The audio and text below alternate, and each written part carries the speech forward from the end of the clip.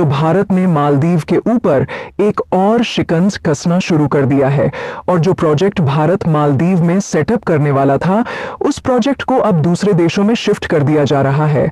भारत ने हाल ही में कुछ प्रोजेक्ट श्रीलंका और नेपाल में भेज दिए हैं जो कि मालदीव में सेटअप किया जाना था। और जिस तरह से मालदीव अपने तेवर भारत को दिखा रहा है, उससे भारत मालदीव को होने वाले फूड प्रोडक्ट के एक्सपोर्ट भी बंद कर सकता है। यानी भारत जो अभी तक मालदीव की मदद करता आया था, उसने भारत से ही पंगा ले लिया है। वैसे मालदीव एक छोटा सा देश है और भारत मालदीव को आटा, दाल, चावल एवं अन्य सभी फूड प्रोडक्ट के साथ साथ टेक्सटाइल, वुडन और प्लास्टिक प्रोडक्ट भारत ही मालदीव को एक्सपोर्ट करता है।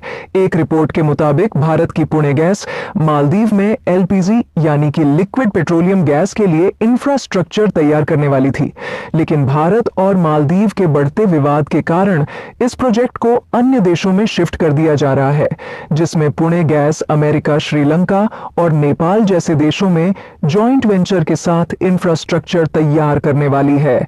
अगर देखा जाए तो ज्यादातर नेचुरल गैस रशिया, कतर और यूएई जैसे देश एक्सपोर्ट करते हैं, जिससे भारत भारी मात्रा में रूस और कतर से नेचुरल गैस खरीदता है। लेकिन इस समय नेचुरल गैस को भारत में ले आने में समस्याएं आ रही हैं और अमेरिका ने रशिया पर सेक्शंस भी लगा दिए हैं, जिससे वह भारत को सीधे गैस एक्सपोर्ट नहीं कर पा रहा। लेकिन इसी बीच भारत ने एक बड़ी मात्रा में फायदा उठाने का तरीका निकाल लिया है, जिससे मालदीव जैसे देशों के खाने के लाले पड़ सकते हैं।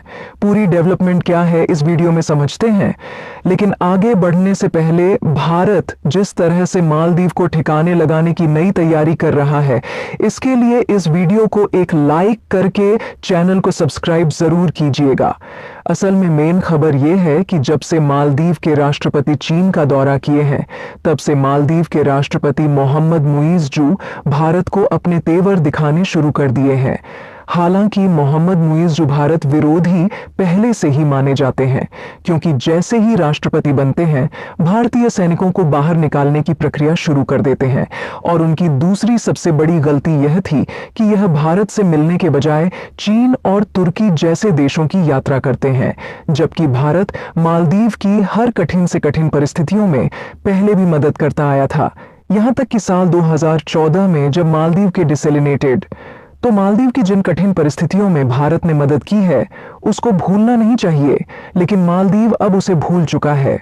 लेकिन जब मालदीव ने भारत के द्वारा किए गए एहसान को भुला दिया है, तो भारत भी अब मालदीव से दूरियां बनाना शुरू कर चुका है। अभी तक तो मालदीव और भारत का विवाद केवल इन्हीं दोनों देशों के बीच था।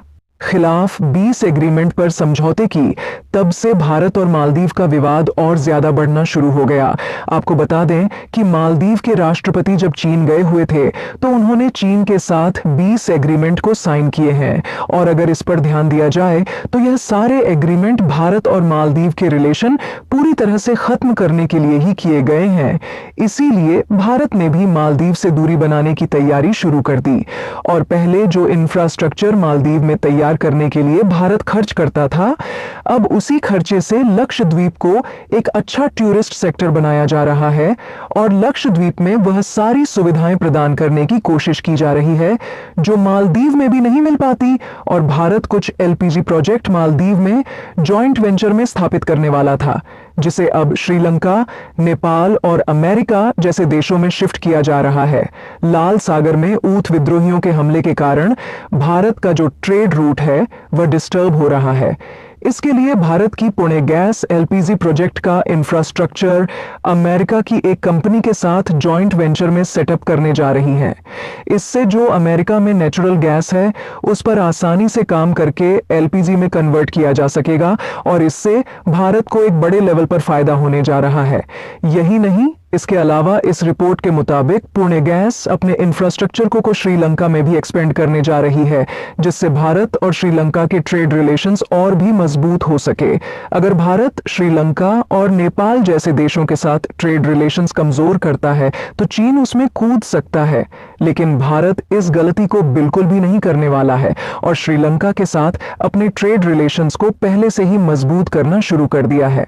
इस समय श्रीलंका में एलपीजी गैस की डिमांड बहुत ही ज्यादा है और इसीलिए पुणे गैस श्रीलंका के मार्केट एक्सेस को लेना शुरू कर दिया है। इसके अलावा भी भारत की बड़ी बड़ी कंपनियां श्रीलंका और नेपाल जैसे देशों में रिन्यूएबल एनर्जी के प्रोजेक्ट सेटअप करने वाली है।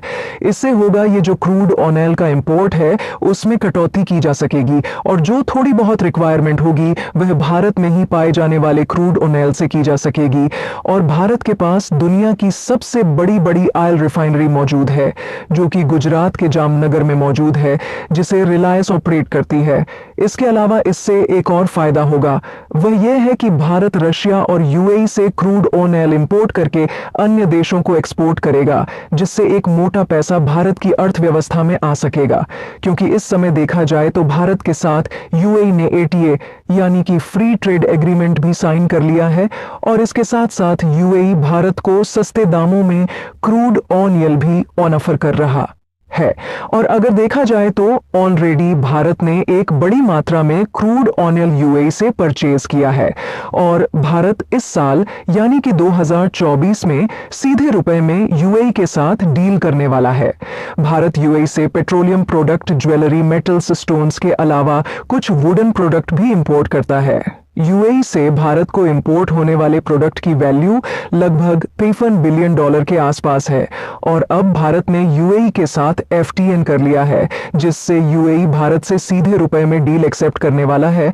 और इससे सबसे बड़ा फायदा भारत को होने वाला है क्योंकि इससे भारत की विदेशी मुद्रा बची रहेगी और भारत इसका यूज दूसरे देशों के साथ बायलेट ट्रेड के लिए कर सकता है। हाल ही में एक हफ्ते पहले यूएई के प्रेसिडेंट गुजरात की एक समिट में आए हुए थे जहां पर भारत और यूएई के बायलेट ट्रेड को और भी ज्यादा बढ़ाने की बात की गई। इसके अलावा भारत से यूएई को होने वाले एक्सपोर्ट में लगातार इजाफा देखने को मिल रहा है, जिसमें हर साल लगभग $3 बिलियन की बढ़ोतरी हो रही है। यदि पिछले ईयर भारत से यूएई को होने वाला एक्सपोर्ट देखा जाए तो उसकी वैल्यू लगभग $32 बिलियन के आसपास है। यानी कुल मिलाकर भारत ने अन्य देशों के साथ अपने बायलेट ट्रेड को बढ़ाने की प्रक्रिया शुरू कर दी है। इसके साथ साथ जो प्रोजेक्ट मालदीव में सेटअप किया जाना था उसको अन्य देशों में शिफ्ट किया जा रहा है और भारत के सभी लोगों ने मालदीव के एयर टिकट और होटल्स की बुकिंग को कैंसिल कर दिया है, जिससे मालदीव की पूरी अर्थव्यवस्था सड़क पर आने की कगार पर पहुंच चुकी है। चीन भले ही मालदीव का साथ देने की बात कह रहा है, लेकिन वह इस तरह से मालदीव को कर्ज में डुबा आता चला जाएगा। अगर आप देखें तो मालदीव वही गलती कर रहा है जो गलती को कुछ सालों पहले श्रीलंका ने चीन के साथ हाथ मिलाकर की थी। बाकी आपको क्या लगता है कि जिस तरह से तैयारियां लक्षद्वीप में चल रही हैं, भारत मालदीव से भी अच्छा टूरिस्ट सेक्टर बना पाएगा या नहीं? अपनी राय कमेंट में जरूर बताएं।